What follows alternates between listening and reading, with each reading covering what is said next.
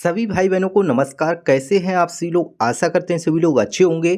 और आज से जो है हम लोग नई एक शुरुआत करने जा रहे हैं। यहाँ पर आरआरबी 2024 में जितनी भी भर्तियां हैं आपकी, चाहे रेलवे ग्रुप डी की हो, एनटीपीसी की हो, पेपर फर्स्ट हो, पेपर सेकंड हो, एएलपी का एग्ज़ाम हो, चाहे फर्स्ट हो चाहे सेकंड हो, RRB JE, paramedical, RPF constable.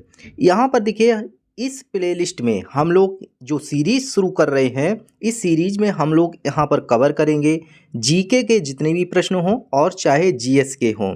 जितने भी महत्वपूर्ण अभी तक जो है प्रश्न पूछे गए हैं उनको यहाँ पर हम लोग सॉल्व करने वाले हैं। और ये सभी प्रश्न जो हैं टीसीएस पैटर्न पर आधारित सामान्य विज्ञान हो चाहे आपका सामान्य अध्ययन हो, 625 सेट हो या फिर इससे अधिक, यहाँ पर जितनी भी यूथ कंपटीशन टाइप की अभी तक जितने भी प्रश्न ऑनलाइन परीक्षाओं में पूछे गए हैं वो सभी प्रश्न हम यहाँ पर सॉल्व करेंगे। और आप लोगों को बता दूं, जो आज की क्लास है काफ़ी महत्वपूर्ण शुरुआत है, तो आप लोगों का प्यार और सपोर्ट चाहिए है। अगर इसमें आप लोगों का प्यार और सपोर्ट मिलता है, वीडियो को प्लीज़ एक बार सभी लोग लाइक करके ज़रूर जाएं और कमेंट बॉक्स में अपनी राय ज़रूर बताकर जाइएगा। आप लोग किस प्रकार से क्लासेस चाहते हैं इसकी भी ज़रूर बताइएगा। तो आप लोग देखिए, ये प्रश्न वो प्रश्न सभी प्रश्न हैं जो कि आज तक परीक्षाओं में पूछे गए हैं और बार बार परीक्षाओं में पूछे जा रहे हैं। तो आप लोगों को प्लीज़ अपना कमेंट बॉक्स में एक बार ज़रूर बताकर जाना है कि आप लोगों की क्या राय है। देखिए, यहाँ पर जो आज का सलूशन हम लोग करने वाले हैं वो रहने वाला है, देखिएगा, आरआरबी एनटीपीसी 2019 में 28/12/2021 को प्रश्न जो भी पूछे गए हैं वो सभी प्रश्न हमने लिए हैं। और जनरल साइंस हो चाहे जनरल स्टडी हो, आपका सभी यहाँ पर हम कवर करने वाले हैं। तो चलिए वीडियो के लास्ट तक बने रहिएगा। यहाँ पर लगभग प्रश्न हैं जो कि लगभग 35 प्रश्न जो है हम लोग करने वाले हैं, जो इस जो है शिफ्ट में पूछे गए हैं प्रश्न। तो आप लोग वीडियो के लास्ट तक बने रहिएगा, ठीक है। चलिए चलते हैं क्वेश्चन नंबर फर्स्ट पर। आपके सामने देखिए पहला क्वेश्चन दे रखा है और डिटेल के साथ हम लोग यहाँ पर कवर करेंगे। पहला प्रश्न देखिए दे रखा है, पूछा गया है आपसे, निम्नलिखित में से कौन सा राज्य पूर्वोत्तर भारत के सेवन सिस्टर्स राज्यों का सदस्य नहीं है। देखिए, जो भी पूर्वोत्तर के राज्य हैं इनसे संबंधित एक प्रश्न रेलवे आपसे पूछता ही पूछता है। इससे पहले मेरा काफ़ी एक्सपीरियंस है और आपको मैं दिखाऊंगा कि किस प्रकार से प्रश्न पूछे जाते हैं, ठीक है। तो यहाँ पर देखिएगा, निम्नलिखित में से कौन सा राज्य पूर्वोत्तर भारत के सेवन सिस्टर्स राज्यों का सदस्य नहीं है। देखिए, विशेष ध्यान रखना है, नहीं है पूछा गया है। ऐसा नहीं आप लोग सोचो सेवन सिस्टर्स जो राज्य हैं वही पूछ लिया गया। देखिए, आपके सामने त्रिपुरा राज्य है, सिक्किम राज्य है, मिजोरम है, मेघालय है। अब आपको चारों में से ये बताना है कि इनमें से कौन सा राज्य नहीं है सेवन सिस्टर्स में शामिल।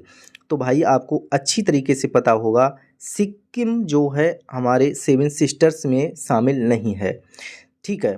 यहाँ पर देखिएगा, भारत के पूर्वोत्तर क्षेत्र में जो आने वाले राज्य कौन कौन से हैं ध्यान रखिएगा। सबसे पहले रहेगा हमारा अरुणाचल प्रदेश रहेगा, ठीक है, असम रहेगा, मणिपुर रहेगा, मेघालय रहेगा, ठीक है, मिजोरम रहेगा, और इसके बाद नागालैंड रहेगा, त्रिपुरा रहेगा, ठीक है, और क्या, त्रिपुरा भी रहेगा, और सिक्किम है, ठीक है। और कौन सा, सिक्किम है। ये आपके जो हैं भारत के पूर्वोत्तर क्षेत्र में आने वाले राज्य हैं। इनमें से प्रथम जो 7 राज्य हैं वो सेवन सिस्टर्स, जबकि सिक्किम को जो है ब्रदर स्टेट कहते हैं।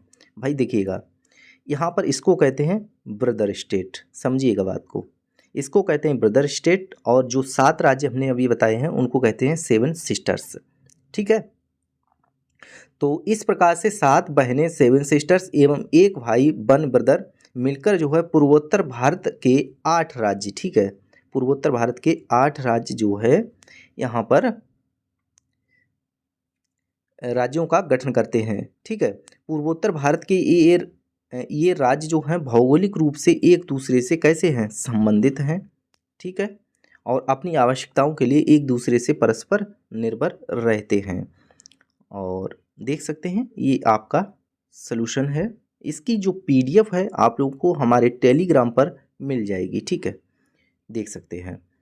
तो ये रहे यहाँ पर देखिए अरुणाचल प्रदेश रहा, ठीक, असम रहा, मणिपुर, मेघालय, मिजोरम, नागालैंड, त्रिपुरा, और जो सिक्किम है ये लास्ट वाला, ये है ब्रदर्स स्टेट, ये 8वां राज्य। ठीक है, तो इतना ध्यान रखना है। उम्मीद है अच्छे से समझ चुके होंगे, अब जो है आप भूलेंगे नहीं। ठीक है, चलिए, और ये प्रश्न देखिए, प्रश्न पत्र है 28/12/2021 के, ये सभी प्रश्न आए हुए हैं। अगला क्वेश्चन देखिए अब आ चुका है आपके सामने। आपसे देखिए पूछा गया है, इंग्लिश में भी हिंदी में भी, आप दोनों तरह से कवर कर सकते हैं, आप किसी भी स्टेट से हैं कवर कर सकते हैं। ठीक है, तो किसी पदार्थ की मात्रा को मापने के लिए निम्नलिखित में से किस इकाई का उपयोग किया जाता है। देखिए, इकाई से संबंधित आपसे प्रश्न पूछा ही जाता है। आप किसी भी एग्जाम जब यहाँ पर रेलवे का देने जाएंगे तो किसी भी शिफ्ट में जाइएगा, एक मात्रक पूछ लिया जाएगा आपसे। ठीक है, तो देखिए इंग्लिश में which of the following units is used for measuring the amount of the substance. ठीक है, ये रहा आपका इंग्लिश में। अब यहाँ पर 4 ऑप्शन आपके दे रखे हैं कि पदार्थ की मात्रा को मापने के लिए किस इकाई का उपयोग करते हैं। क्या हम लक्स का करते हैं? भाई नहीं करते हैं। मोल का करते हैं, टेस्ला का करते हैं, जूल का करते हैं। बताइए किसका करते हैं? जूल का नहीं करते हैं, टेस्ला का भी नहीं करते हैं। ठीक है, बताइएगा राइट क्या हो जाएगा।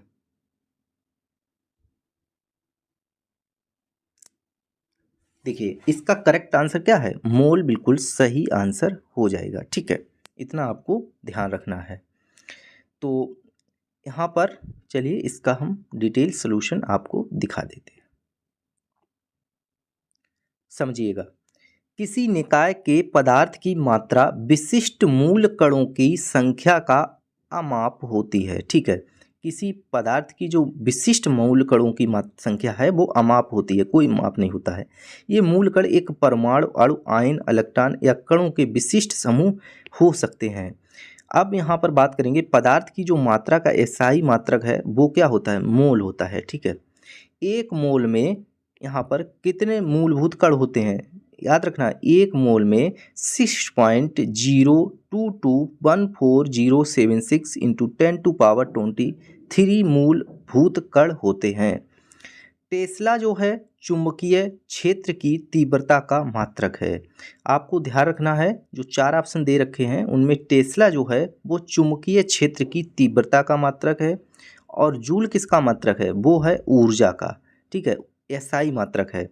अगर हम लक्स की बात करें तो लक्स ये साबुन नहीं है, ये प्रदीप्ति का मात्रक है। ध्यान रखना है, कोई भी भाई बहन भाई लक्स को ऐसे नहीं लिखेगा। ठीक है, लक्स जो है यहाँ पर क्या है? लक्स जो है वो क्या है? प्रदीप्त का मात्रक है। ठीक है, चलिए अब चलते हैं हम लोग अगले क्वेश्चन की तरफ। नेक्स्ट क्वेश्चन आपको बताना है। ठीक है, अगला क्वेश्चन आपसे पूछा है, कुडनकुलम नाभिकीय विद्युत परियोजना किस राज्य में स्थित है। ठीक है, इस क्वेश्चन का आंसर आपको बताना है कि कुडनकुलम जो है नाभिकीय विद्युत परियोजना है वो किस राज्य में स्थित है। आपके सामने देखिए 4 ऑप्शन दे रखे हैं। In which state is Kudankulam nuclear power station located. ये रहा आपका क्वेश्चन। 4 ऑप्शन हैं आप सभी के सामने, देखिएगा। पहला दे रखा है कर्नाटक, दूसरा दे रखा है गुजरात, तीसरा दे रखा है तमिलनाडु, और चौथा दे रखा है राजस्थान। ठीक है, बताइएगा इन चारों में से करेक्ट आंसर क्या होगा। राइट आंसर जो रहने वाला है वो कहाँ हो जाएगा? ये हो जाएगा तमिलनाडु। तो कुडनकुलम जो नाभिकीय विद्युत परियोजना है वो कहाँ है? हमारे तमिलनाडु में स्थित है। ठीक है, तो तमिलनाडु में जो है, तमिलनाडु के तिरुनेलवेली जिले में जो है स्थित है। ठीक है, इसका निर्माण कब हुआ? तो इसका निर्माण जो है 2001 से 2002 में शुरू हुआ, और वर्ष 2013 में यह प्रचालन में आया। ठीक है, शुरू कब हुआ? तो 2001 से 2002 में। प्रचलन में कब हुआ? 2013 में। इस परियोजना में 1000, ठीक है, कितना? 1000 मेगावाट। ठीक है, 1000 मेगावाट विद्युत क्षमता वाले 2 यूनिट हैं। ठीक है, 2 यूनिट हैं, यहाँ पर ध्यान रखना है। 1000 के मेगावाट वाले 2 यूनिट हैं, और इसे रूस के सहयोग से स्थापित किया गया है। इसे किसकी सहायता से स्थापित किया गया है? तमिलनाडु में जो स्थित है कुडनकुलम नाम की परियोजना, इसे रूस की सहायता से जो है सहयोग से स्थापित किया गया है। और यहाँ पर अगर हम बात करें, जो कुडनकुलम है वो आयतित दावा अनुकूलित जल रिएक्टर जो है पीडब्ल्यूआर प्रौद्योगिकी का उपयोग करने वाला भारत का पहला संयंत्र है। ठीक है, भारत में मौजूदा परमाणु संयंत्र दबाव वाले भारी जल रिएक्टर प्रौद्योगिकी का उपयोग करते हैं। अब देखिए, चलिए इसका जो है इसको आप लोग पूरी पीडीएफ मिल जाएगी, ठीक है, पढ़ लीजिएगा। इस परियोजना में 1000 मेगावाट विद्युत क्षमता वाले 2 यूनिट हैं। 2001 से 2002 में शुरू हुआ, 2013 में इस परिचालन जो है प्रचालन में आ गया। और इस कहाँ स्थित है? तमिलनाडु प्रदेश के जो है तिरुनेलवेली जिले में स्थित है। ये महत्वपूर्ण टॉपिक रहे और इन्हीं से जो है आगामी प्रश्न बनते हैं। अब हम लोग चलते हैं अगले क्वेश्चन पर। देखिए, इस क्वेश्चन में आपको बताना है, ये देखिए नंबर थोड़ा आगे पीछे हैं, इससे आप लोगों को नहीं ध्यान देना है। इसरो ने किस वर्ष मार्स ऑर्बिटल मिशन की जो है शुरुआत की? आपसे देखिए पूछा गया है कि इसरो ने मिशन यहाँ पर किस वर्ष में मार्स ऑर्बिटल जो है मिशन की स्थापना की, ये प्रश्न आपसे पूछा गया है।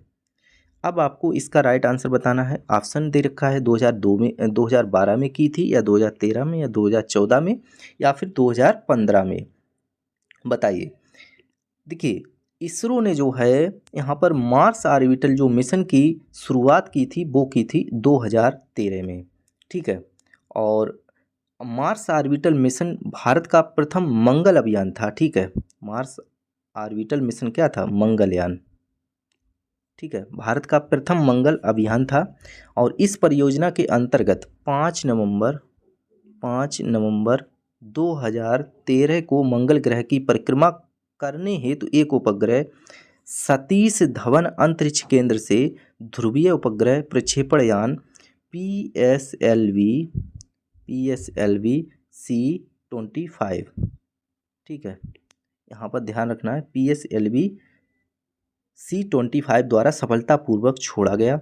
और चलिए देखिए, यहाँ पर ध्रुवीय उपग्रह प्रक्षेपण यान यानी यहाँ पर PSLV C-25 द्वारा सफलतापूर्वक जो है छोड़ा गया था, जो कि 24 सितंबर 2014 को मंगल की कक्षा में पहुँचा। अमेरिका, रूस, यूरोपीय संघ के बाद जो है मंगलयान लॉन्च करने वाला भारत चौथा देश था, ठीक है। सबसे पहले अमेरिका, रूस, फिर यूरोपीय, इसके बाद जो है मंगलयान लॉन्च करने वाला भारत जो है चौथा देश है, ठीक है।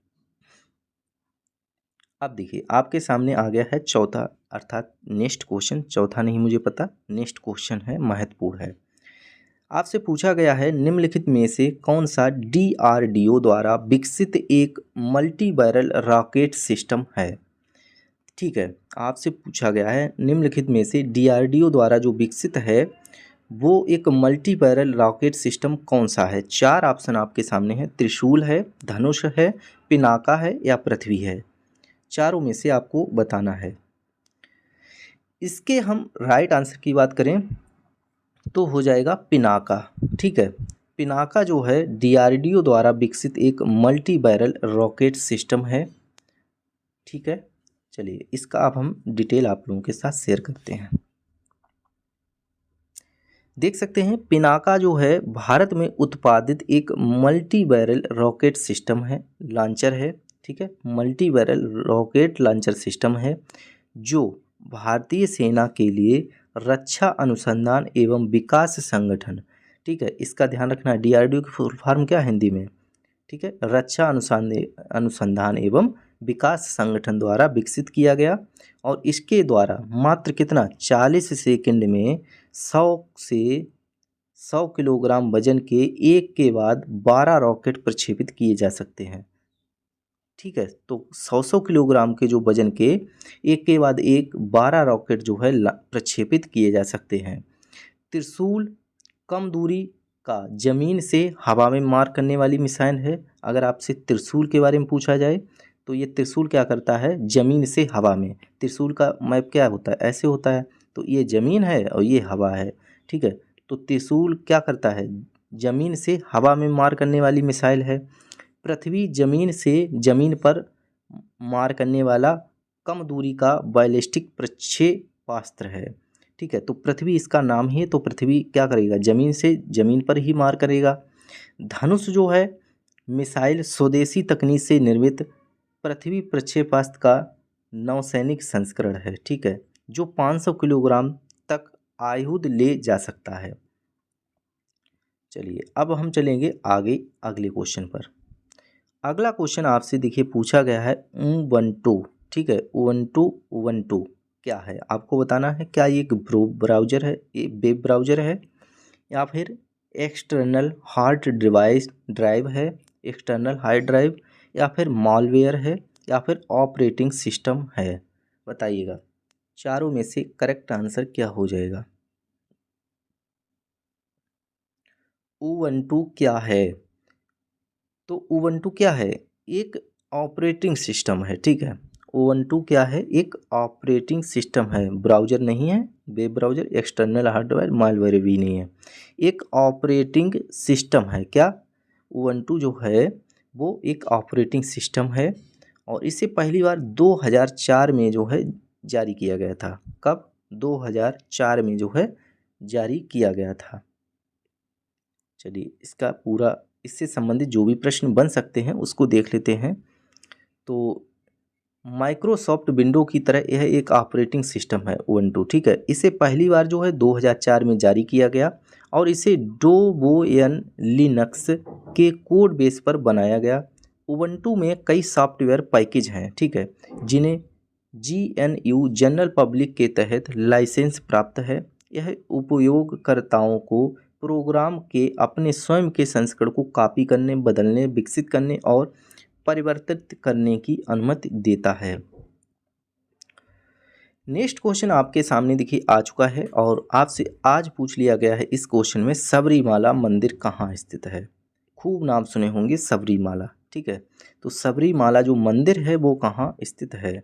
4 ऑप्शन है, केरल है, उड़ीसा है, महाराष्ट्र है, आंध्र प्रदेश है। चारों में से आपको बता देना है करेक्ट कौन सा हो जाएगा। सबरीमाला मंदिर कहाँ स्थित है।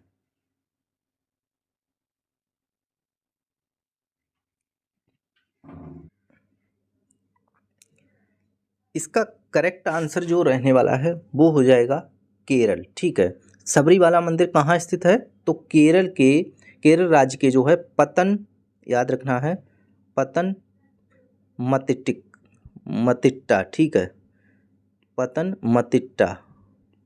पतनमतिट्टा में जो है स्थित है, और यह मंदिर जो है भगवान अयप्पा, ठीक है, किसको समर्पित है, भगवान अयप्पा को समर्पित है। इसके बाद सबसे बड़ी बात ये थी कि 2018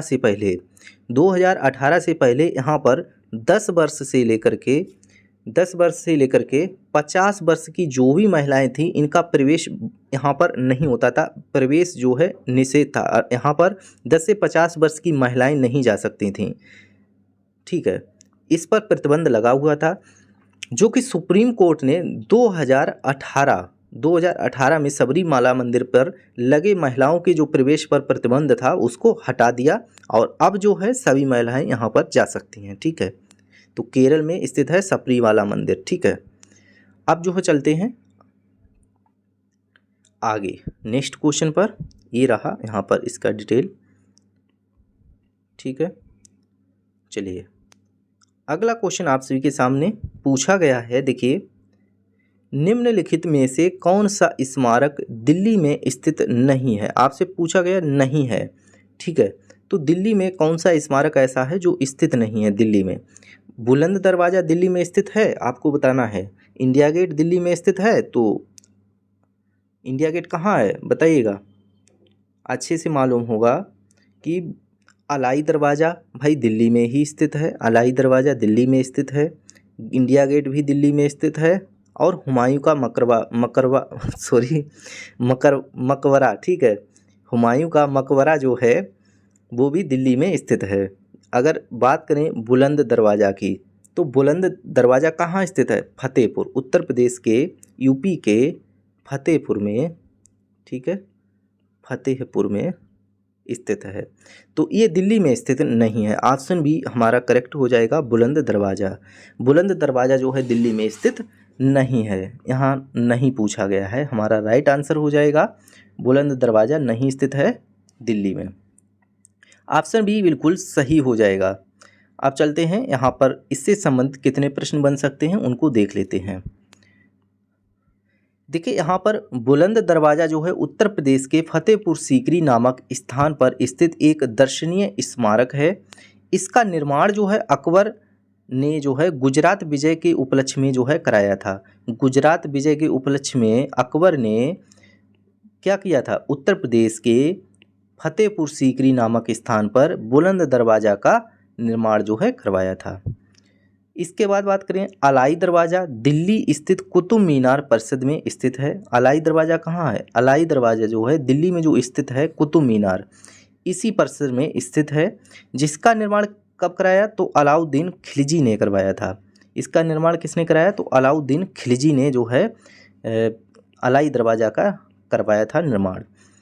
इसके बाद इंडिया गेट स्वतंत्र भारत का एक राष्ट्रीय स्मारक है जो स्वतंत्र भारत के उपलक्ष्य में यहाँ पर बनवाया गया, जो नई दिल्ली में स्थित है। ठीक है, नई दिल्ली में क्या है? India gate. तथा हुमायूं का मकबरा दिल्ली के निजामुद्दीन में स्थित है। हुमायूं का जो मकबरा है वो दिल्ली के निजामुद्दीन में स्थित है। इसका निर्माण बेगा बेगम के आदेश पर वर्ष 1565 में कराया था। ठीक है, इसका निर्माण जो है बेगा बेगम ने के आदेश पर 1565 में किया गया था। तो जब भी दिल्ली जाइएगा ये सभी घूम कर आइएगा। हुमायूं का मकबरा निजामुद्दीन में स्थित है। ठीक है, चलिए अगला यहाँ पर देख सकते हैं आप लोग, क्वेश्चन है और काफ़ी महत्वपूर्ण प्रश्न है। वर्ष 2019 के लिए 55वें ज्ञानपीठ पुरस्कार से किसे सम्मानित किया गया था? आपसे पूछा है वर्ष 2019 के लिए जो है 55वें ज्ञानपीठ पुरस्कार से किसे सम्मानित किया गया था। इसका करेक्ट आंसर आपको बताना है। 4 ऑप्शन आपके सामने हैं। पहला देखिए यहाँ पर दे रखा है कृष्णा शोभती, दूसरा ए अच्युतन नंबूत्री, चित्रा मुदगल, ठीक है, शोभा राव। ऑप्शन बी यहाँ पर सही हो जाएगा। ऑप्शन बी जो राइट हो जाएगा 2019 के लिए 55वें ज्ञानपीठ पुरस्कार के लिए ए अच्युतन नंबूत्री को सम्मानित किया गया। ठीक है, चलिए अब चलेंगे अगले क्वेश्चन पर। यहाँ पर इसका डिटेल देख सकते हैं। ज्ञानपीठ पुरस्कार जो है, यहाँ पर ये चीज़ ध्यान रखना, ज्ञानपीठ पुरस्कार भारतीय साहित्य के लिए दिया जाने वाला सर्वोच्च पुरस्कार है। आपसे पूछा जा सकता है भारतीय साहित्य के क्षेत्र में दिया जाने वाला सर्वोच्च पुरस्कार क्या है? तो ज्ञानपीठ पुरस्कार है। ठीक है, और इस पुरस्कार के तहत यहाँ पर कितना? 11 लाख। ठीक है, इस पुरस्कार के तहत 11 लाख रुपए की धनराशि और प्रशस्ति पत्र और बगवा देवी, ठीक है, बाग देवी की कांस्य की प्रतिमा दी जाती है। अब पहुंच जाते हैं हम लोग नेक्स्ट क्वेश्चन की तरफ। अगला क्वेश्चन आप सभी के सामने है, महात्मा गांधी से संबंधित। देखिएगा, बताना है महात्मा गांधी ने साबरमती से लेकर दांडी तक प्रसिद्ध नमक मार्च जो है शुरू किया था। दांडी गुजरात के किस जिले में स्थित है? ठीक है, आपसे काफ़ी महत्वपूर्ण प्रश्न पूछा गया है कि महात्मा गांधी ने साबरमती से लेकर दांडी तक प्रसिद्ध नमक मार्च शुरू किया था। दांडी गुजरात के किस जिले में स्थित है ये बताना है। ऑप्शन फर्स्ट पोरबंदर में, नवसारी में, सूरत में, कच्छ में। इन चारों में बताना है आपको करेक्ट आंसर क्या है। तो अगर हम बात करें कि यहाँ पर देखिए महात्मा गांधी ने साबरमती से लेकर दांडी तक प्रसिद्ध नमक मार्च शुरू किया, तो दांडी गुजरात के किस जिले में? तो दांडी जो है गुजरात के नवसारी जिले में स्थित है। ठीक है, ऑप्शन बी इसका सही होगा। काफ़ी विद्यार्थियों ने यहाँ पर गलत आंसर दिया होगा जो कि गलत है। यहाँ पर आपका आंसर जो है बी सही होगा, नवसारी जिले में। ठीक है, चलिए यहाँ पर इनका देख लेते हैं डिटेल। तो यहाँ से प्रश्न बन जाते हैं। दांडी भारत के गुजरात राज्य के नवसारी जिले में जो है स्थित एक गांव है। ठीक है, जो अरब सागर के तट पर स्थित है। कहाँ पर? जो अरब सागर के तट पर स्थित है। और सन 1930, ठीक है, सन 1930 में महात्मा गांधी ने साबरमती आश्रम से दांडी तक प्रसिद्ध नमक मार्च शुरू किया। ठीक है, आपको ध्यान रखना है, साबरमती आश्रम से दांडी तक प्रसिद्ध नमक मार्च जो है शुरू किया और अपने 78 अनुयायियों के साथ दांडी पहुंचकर 6 अप्रैल 1930 को नमक कानून जो है भंग किया। कितने लोग गए थे? 78 अनुयायी थे इनके साथ और दांडी जो है पहुंचकर इन्होंने 6 अप्रैल 1930 को नमक कानून जो है कर तोड़ दिया था, इसको भंग किया था। चलिए, आपसे पूछ लिया जाता है 6 अप्रैल 1930 को जो है इन्होंने नमक कानून भंग किया था। चलते हैं अगले क्वेश्चन की तरफ।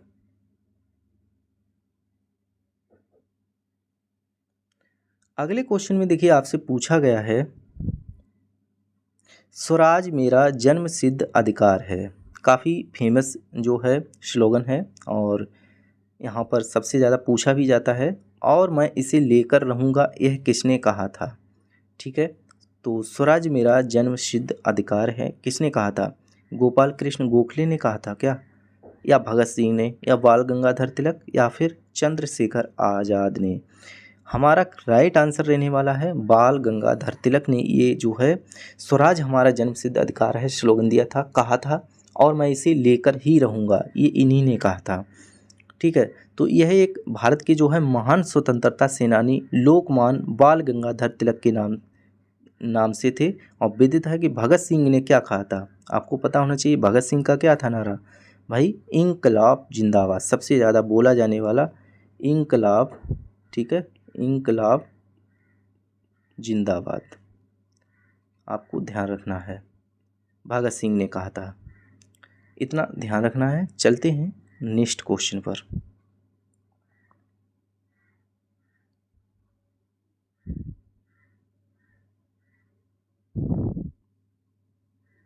चलिए, अगला क्वेश्चन आपसे देखिए पूछा है, 1 अप्रैल 2019 से किन दो बैंकों को बैंक ऑफ बड़ौदा में जो है विलय कर दिया गया?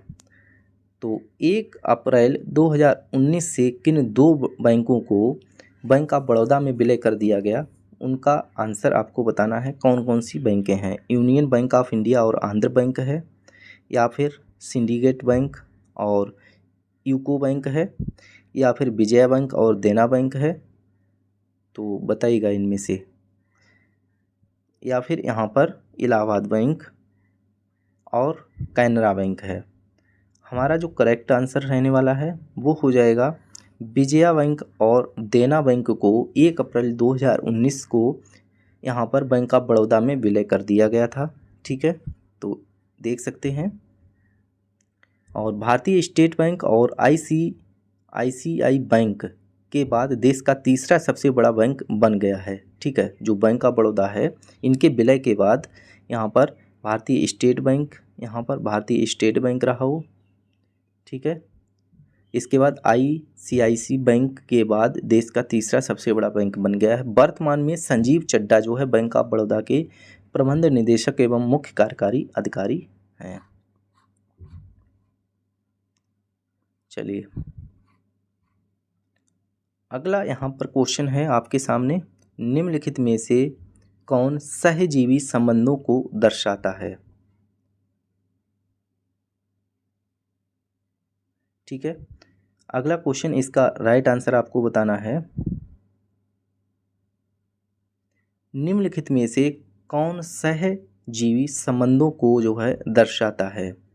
4 ऑप्शन है, काई, दूसरा है यूलेथ्रिक्स, तीसरा है जल तिप्तिया, चौथा है फ्यूनेरिया। इन चारों में से करेक्ट आंसर बताना है। तो पहला सही हो जाएगा काई। ठीक है, निम्नलिखित में से कौन सहजीवी संबंध को दर्शाता है? तो क्या हो जाएगा? काई। ठीक है, लाइकेन, जिसको काई बोलते हैं हम लोग उसको लाइकेन बोलते हैं। ठीक है, लाइकेन कवक और शैवाल दोनों से मिलकर बना होता है। ये सबसे ज़्यादा प्रश्न पूछा जाता है रेलवे में। ठीक है। लाइकेन अगर आपसे पूछ लिया जाए किससे मिलकर बना होता है, तो कवक और शैवाल से मिलकर जो है, कवक और शैवाल से मिलकर क्या बनता है, कवक शैवाल से मिलकर बनता है लाइकेन। इसमें कवक तथा शैवाल का संबंध पत्थर सहजीवी जैसे होता है। ठीक है, देखिएगा लाइकेन कवक और शैवाल दोनों का मिलकर बनता है। इसमें कवक और शैवाल का संबंध पत्थर सहजीवी, ठीक है, सिम्बायोटिक जैसे होता है। कवक जल, खनिज, लवण, विटामिन्स आदि शैवाल को प्राप्त करता है और शैवाल प्रकाश संश्लेषण की क्रिया द्वारा कार्बोहाइड्रेट्स का निर्माण कर कवक को प्रदान करता है। कवक और शैवाल के बीच इस तरह सहजीवी संबंध को हेलेटिज्म कहते हैं। अगला क्वेश्चन यहाँ पर आ चुका है आपके सामने। देखिए, भारत में केंद्रीय आलू अनुसंधान संस्थान, ठीक है, कहाँ स्थित है? 4 ऑप्शन है, शिमला में, दिल्ली में, लखनऊ में, रांची में। चारों में से आपको राइट आंसर बताना है। ये प्रश्न काफ़ी महत्वपूर्ण है, बताइएगा। पूछा गया है भारत में केंद्रीय आलू अनुसंधान संस्थान CPRI कहाँ स्थित है? तो इसका करेक्ट आंसर होगा शिमला। ठीक है, शिमला बिल्कुल सही हो जाएगा। तो भारत की केंद्रीय आलू अनुसंधान संस्थान कहाँ? शिमला में स्थित है। और चलिए आगे भी कुछ महत्वपूर्ण हैं जो कि जान लेते हैं कौन कौन से अनुसंधान कहाँ कहाँ हैं। चलिए देखिएगा, अगर पूछ लिया जाए भारतीय कृषि अनुसंधान संस्थान कहाँ है, तो कहाँ है? नई दिल्ली में। भारतीय कृषि अनुसंधान संस्थान कहाँ है? नई दिल्ली में। दूसरा, भारतीय गन्ना अनुसंधान संस्थान कहाँ है? तो हो जाएगा लखनऊ में। ठीक है, तो अगर गन्ना अनुसंधान संस्थान लखनऊ में और कृषि अनुसंधान संस्थान पूछा जाए तो हो जाएगा दिल्ली में। ठीक है, तीसरा यहाँ पर केंद्रीय चावल अनुसंधान संस्थान पूछा जाए तो कहाँ है? कटक। ठीक है, केंद्रीय चावल है, ठीक है, केंद्रीय चावल अनुसंधान संस्थान कहाँ है? कटक में। आगे अगर केंद्रीय तम्बाकू अनुसंधान संस्थान पूछ लिया जाए तो राजमुंदरी में। ठीक है, केंद्रीय तम्बाकू अनुसंधान संस्थान पूछा जाए तो राजमुंदरी में। भारतीय लौह अनुसंधान संस्थान पूछ लिया जाए तो हो जाएगा रांची में। भारतीय लौह अनुसंधान संस्थान पूछा जाए तो हो जाएगा रांची में। ठीक है, ये आपको ध्यान रखना है। चलिए आगे जो है अगला यहाँ पर क्वेश्चन है वो रहेगा नेक्स्ट क्वेश्चन, प्रार्थना समाज के संस्थापक कौन थे? आपको बताना है कि प्रार्थना समाज के जो संस्थापक हैं वो कौन थे। ठीक है, प्रार्थना समाज के संस्थापक कौन थे? 4 ऑप्शन हैं, स्वामी विवेकानंद, आत्माराम पांडुरंग, स्वामी दयानंद सरस्वती और राजा राम मोहन राय। ठीक है, चारों में से आपको सही आंसर बताना है कि प्रार्थना समाज के संस्थापक थे वो कौन थे। देखिए यहाँ पर प्रार्थना समाज के जो संस्थापक थे वो थे यहाँ पर आत्माराम पांडुरंग। ठीक है, आत्माराम पांडुरंग यहाँ पर सही हो जाएगा। तो केशव चंद्र सेन की प्रेरणा से 1867 में आत्माराम पांडुरंग ने प्रार्थना समाज की स्थापना बम्बई में की थी। ठीक है, चलिए तो 1867 में आत्माराम पांडुरंग ने प्रार्थना समाज की स्थापना केशव चंद्र सेन की प्रेरणा से बम्बई में की थी। वर्ष 1869 में महादेव गोविंद रनाडे प्रार्थना समाज के सदस्य बने। इस समाज को प्रसिद्धि दिलाने का जो है श्रेय रनाडे को जाता है। इन्होंने हिंदू धर्म में व्याप्त भ्रष्टाचार के विरुद्ध जो है आवाज़ उठाई थी। पहुंच गए हम लोग अगले क्वेश्चन की तरफ। इसका करेक्ट आंसर आपको बताना है।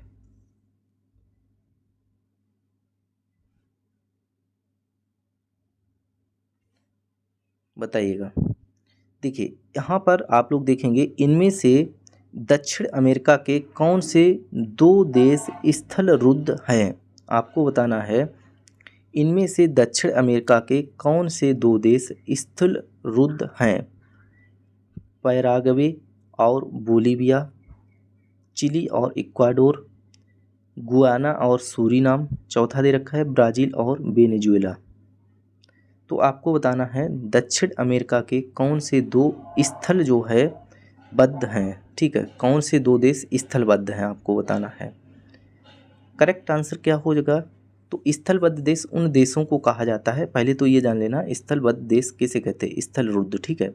तो स्थलरुद्ध जो है देश किसे कहते हैं, जिसकी भौगोलिक सीमा समुद्र से नहीं मिलती है, ठीक है, चारों तरफ से क्या होते हैं, स्थल से ही घिरे होते हैं, उन्हें स्थलरुद्ध देश कहते हैं, ठीक है। इनका कहीं से भी समुद्र से सीमा नहीं लगती है, जैसे कि इंडिया की यहाँ पर समुद्र से लगती है, ऐसे नहीं लगती है, तो स्थलरुद्ध देश कहेंगे।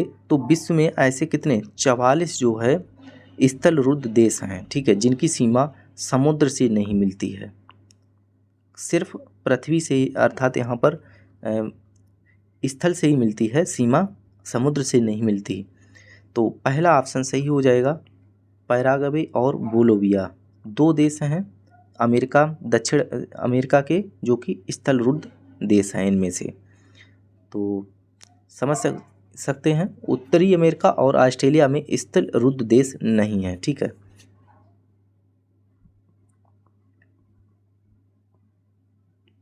देखिएगा उत्तरी अमेरिका में और ऑस्ट्रेलिया में स्थलरुद्ध देश नहीं है।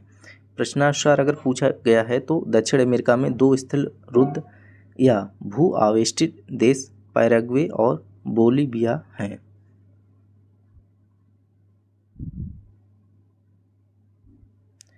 अगला क्वेश्चन आपके सामने है, चलिए इसका करेक्ट आंसर बताना है।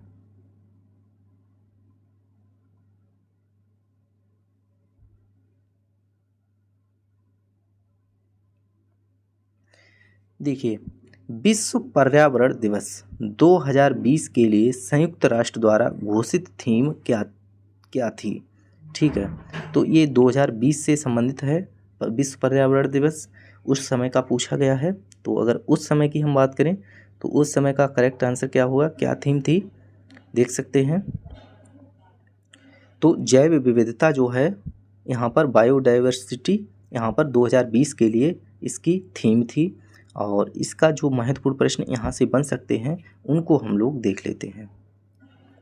देखिए विश्व पर्यावरण दिवस की सुरक्षा और संरक्षण हेतु पूरे विश्व में जो है मनाया जाता है, और इस दिवस को मनाने की जो घोषणा है संयुक्त राष्ट्र ने 1972 में की थी। तो 5 जून 1974 को जो है पहला विश्व पर्यावरण दिवस मनाया गया। तो पहला विश्व पर्यावरण दिवस कब मनाया गया, 1974 में, ठीक है। इसके बाद विश्व पर्यावरण दिवस 2020 के लिए संयुक्त राष्ट्र द्वारा घोषित थीम जो थी वो जैव विविधता थी। वर्ष 2020 में इस दिवस की मेजबानी जो है कोलंबिया को सौंपी गई थी, ठीक है। 2021 में जो है विश्व पर्यावरण की थीम क्या है, तो इकोसिस्टम, यहाँ पर रिस्टोरेशन, पारिस्थितिकी तंत्र की बहाली है। पाकिस्तान वर्ष 2021 के लिए वैश्विक मेजबान था, ठीक है। अगला क्वेश्चन आपके सामने है, पूछा गया है किस भारतीय राज्य की मुख्य भूमि की तट रेखा सबसे लंबी है। आपको बताना है किस भारतीय राज्य की मुख्य भूमि की तट रेखा जो है सबसे लंबी है, केरल की, महाराष्ट्र की, उड़ीसा की, गुजरात की। 4 ऑप्शन हैं। तो सबसे ज़्यादा जो है भूमि की तट रेखा से सबसे लंबी है कौन से राज्य की, बताना है। देखिए अगर हम बात करें गुजरात की, तो गुजरात की जो है भूमि की जो तट रेखा है वो सबसे लंबी है, कितनी है, तो 1214.70 किलोमीटर इतनी है। दूसरे नंबर पर महाराष्ट्र की है, पहले गुजरात पर हो जाएगी, दूसरी महाराष्ट्र की हो जाएगी, तीसरी केरल की हो जाएगी और चौथी उड़ीसा की हो जाएगी। चलते हैं देख लेते हैं। देखिएगा भारत की तटीय सीमा की कुल लंबाई जो है कितनी है, तो 7516.6 किलोमीटर जो है तटीय सीमा है, ठीक है। कितनी, 7516.6 किलोमीटर। भारत की तट रेखा पर कुल 9 राज्य, ठीक है, कितने? 9 राज्य एवं 4 केंद्र शासित प्रदेश स्थित हैं। इन राज्यों में सबसे अधिक तट रेखा की लंबाई गुजरात राज्य की है। देख लें गुजरात की कितनी है, तो 1214.70 किलोमीटर। महाराष्ट्र की 652.60 किलोमीटर। केरल की 569.70 किलोमीटर और उड़ीसा की 476.70 किलोमीटर हो जाएगी, ठीक है, याद रखना है।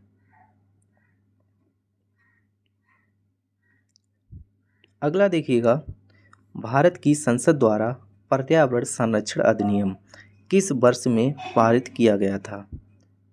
अगला क्वेश्चन पूछा है, भारत की संसद द्वारा पर्यावरण संरक्षण अधिनियम किस वर्ष पारित किया गया? 1988, 1990, 1991, 1986 बताइएगा।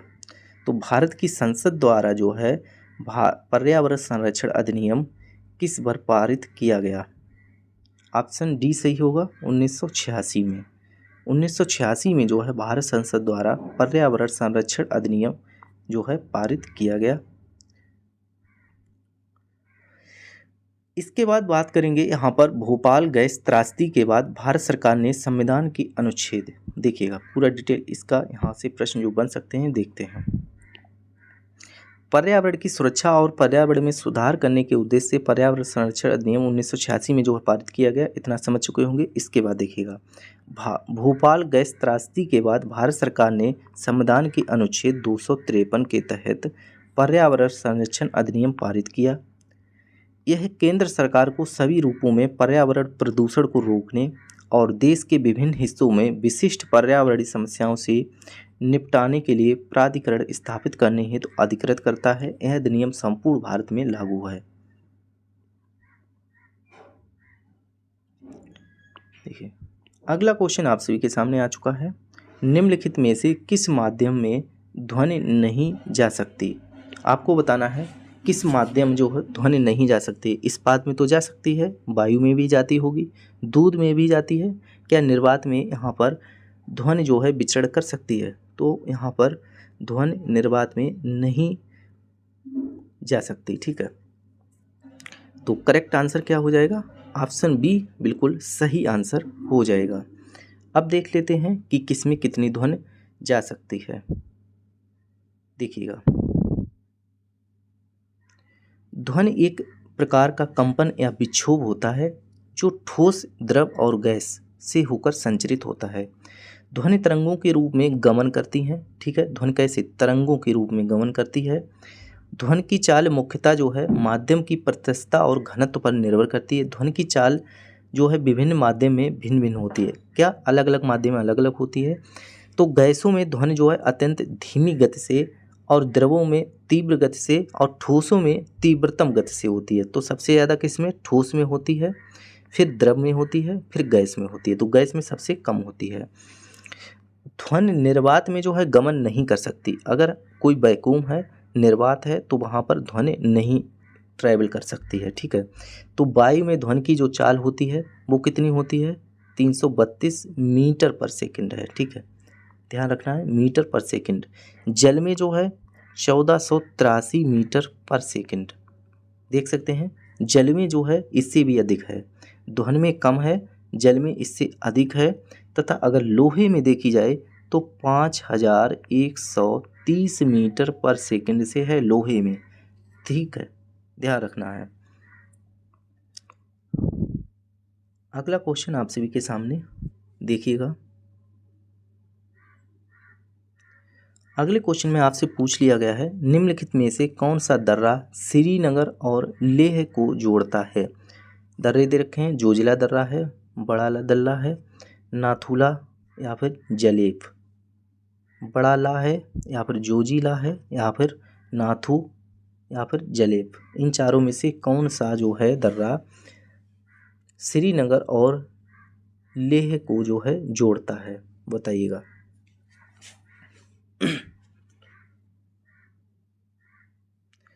करेक्ट आंसर हो जाएगा यहाँ पर देखिएगा कौन सा? जोजी, ठीक है, जोजी दर्रा जो है, जोजिला है, उसको यहाँ पर जम्मू कश्मीर और श्रीनगर से लेह को जोड़ता है। कौन से राज्य में है यहाँ पर?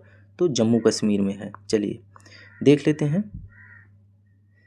किसी पर्वत या पहाड़ी में स्थित अनुप्रस्थ संकरी द्रोणी व निचला भाग जिससे होकर स्थल मार्ग गुजरता है उसे दर्रा या पास कहते हैं। ठीक है, तो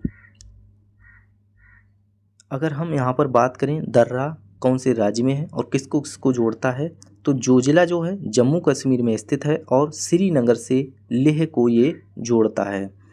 इसके बाद यहाँ पर बड़ा लाचा है जो कि यहाँ पर हिमाचल प्रदेश में दर्रा है और लेह और मंडी को जो है जोड़ता है। इसके बाद नाथुला दर्रा है जो कि सिक्किम राज्य में पड़ता है, सिक्किम और दक्षिण तिब्बत में चुम्बी घाटी को जोड़ता है। इसके बाद है जयलेपला जो कि सिक्किम में स्थित है, जो कि सिक्किम को तिब्बत के स्वायत्त क्षेत्र से जोड़ता है। ठीक है, आप लोग इतना देख चुके होंगे, आगे देखिएगा।